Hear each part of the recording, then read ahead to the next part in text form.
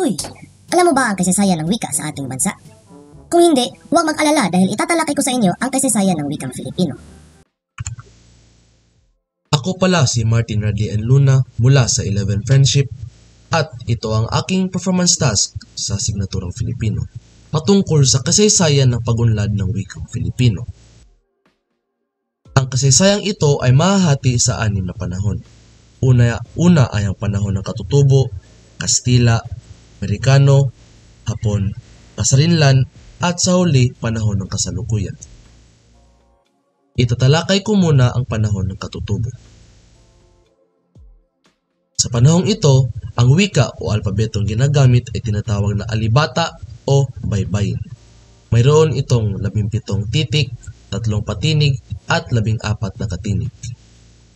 Ang baybayin ay pinaghalong mga salita mula sa wikang Malayo, Cambodia, Sina, Arabe, at Borneo.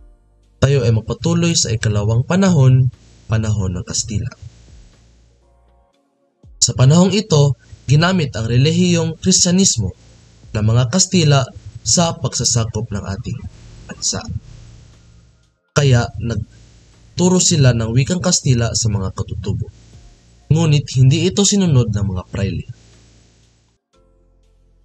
Sa panahong iyon, monolingual ang sitwasyong pangwika sa Pilipinas. Espanyol din ang wikang opisyal at panturo at pinalitan ng alpabetong Romano ang baybayin. Tinatawag din itong abecedaryo. At sa ikatlong panahon ng Amerikano. Sa panahong ito, bilingual ang sitwasyong pangwika dahil ang ginagamit na wika ay Ingles at Espanyol. At ang opisyal na wika ay Ingles. Sa panahong ito, tinuruan din tayo ng maayos na edukasyon ng mga Amerikano.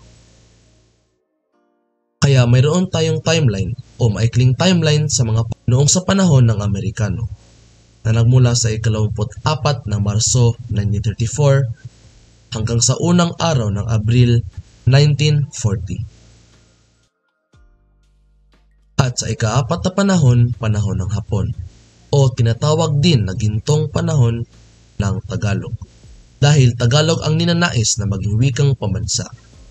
Kaya ang wikang opisyal ay Nipongo at Tagalog. At sa ikilamang panahon ng Kasarinlan. Sa panahong ito, noong ika-4 ng Hulyo 1946, nagtatakdang wikang opisyal na ang pambansang wika dahil nagtapos din ang pangalawang digmaang pandaigdig. Mayroon din tayong maikling timeline sa pagdiriwang ng linggo o buwan ng wika na nagmula sa taong 1954 hanggang sa taong 1959. At sa huling panahon ng kasalukuyan. Sa panahong ito, noong 1987 na taon, pinagtibay ang bagong konstitusyon ng Pilipinas. Nakasaad ang ika-6 at ika-7 seksyon patungkol na ang Filipino ay ang wikang pambansa at ang wikang ginagamit sa komunikasyon at pagtuturo. Patungkol din sa buwan ng wika, nilagdaan din at pinalabas ni Pangulong Fidel V. Ramos noong Hulyo 1997 ang proklama ng tatakda na ang buwan ng Agosto taon-taon ay ang buwan ng wika.